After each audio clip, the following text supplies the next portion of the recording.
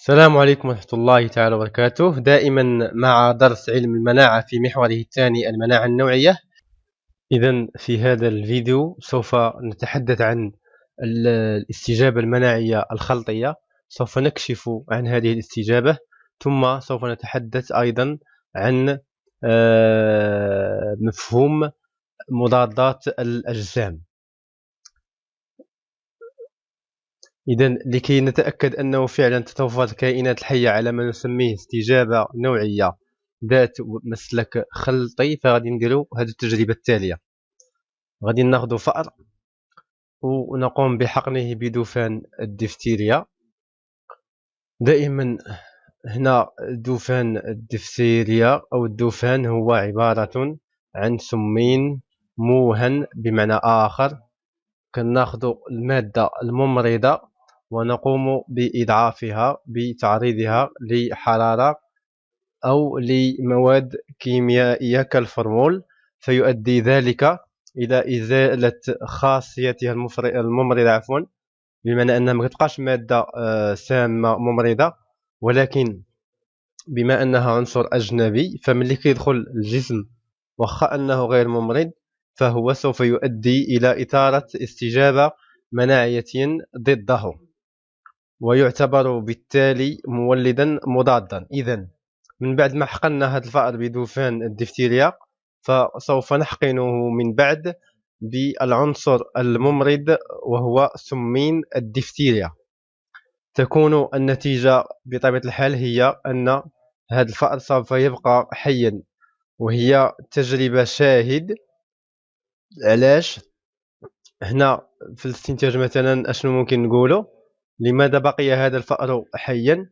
لأنه ببساطة أكسب الدفان هذا الفأر تمنيعا ضد سمين الدفتيريا أو مولد المضاد الجديد.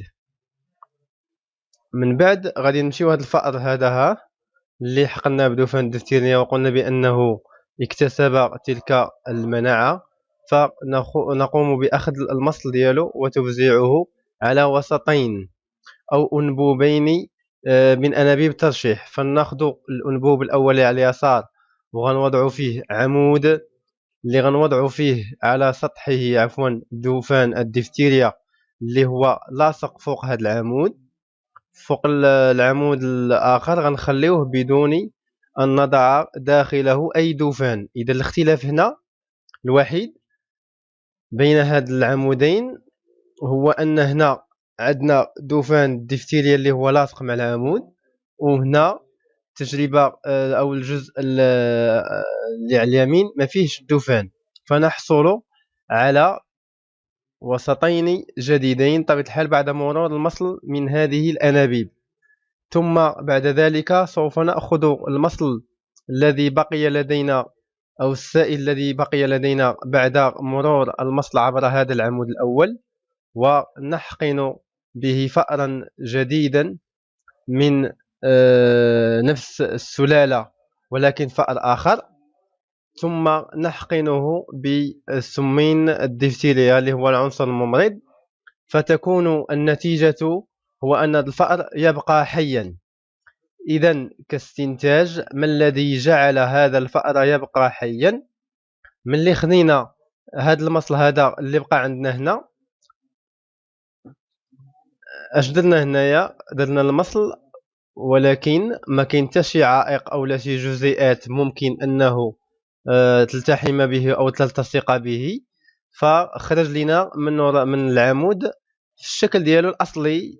وعندما حقناه فهذا يؤدي الى بقاء الفأر حيا. يدل هذا على ان الفأر اولا لكي يبقى حيا فإنه قاوم مولد المضاد اللي هو سمين الدفتيريا. اشنو اللي مكنه من هذه العمليه هذه؟ اللي ما عمره تعرف على هذا الدفان ديال الدفتيريا، اشنو اللي مكنه من مقاومه مولد مضاد؟ هو عمليه الحقن اللي درنا هنا. اذا منين جبنا هذه الماده؟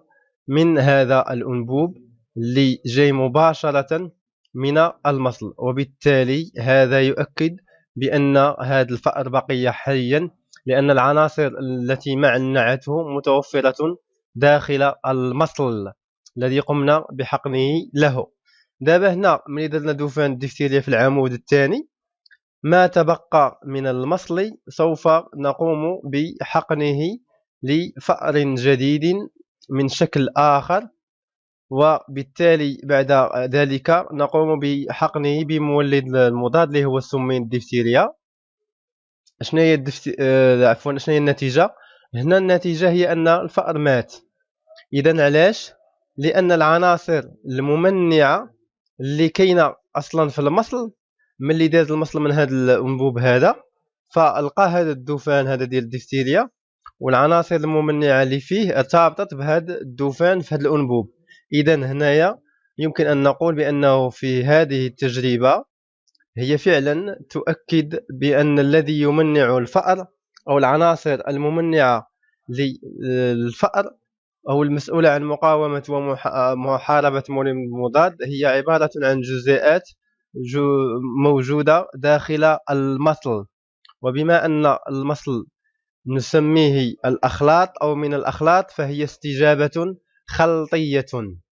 أما الجزيئات التي ارتبطت بالدوفان والتي كان خاصها تبقى عندنا لكي تعطي هذه النتيجة هذه، فما بقاش عندنا لأنها ارتبطت بدوفان الدفتيريا اللي درناه في هذا العمود، فأعطتنا هذه النتيجة هذه. في حالة غيابها هذه العناصر هي عبارة عن جزيئات موجودة في المصل تنتج بعد دخول المولد المضاد، ونسميها مضادات الأجسام أونتيكور. اللي يبقى عندنا هنا هو شنو هو السؤال؟ إذا كانت هذه الجزيئات هي مضادات الأجسام، ما هي خصائصها وما هي طبيعتها وبنيتها؟ أما كيفيتها في مقاومة ومحاربة مولد المضاد فغادي نشوفوها من بعد. إذا في دراسة مضادات الأجسام غادي ندرسوا طبيعة ديال مضادات الأجسام وما هي طبيعتها.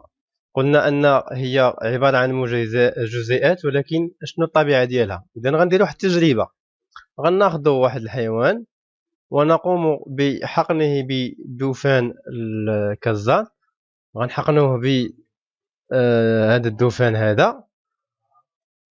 إذا العناصر المناعتية اللي هي هذه المضادات الأجسام التي سوف تنتج، فإنها تنتج في اتجاه مولد المضاد كيف ما كان النوع ديالو، سواء كان سمين أو لا دوفان.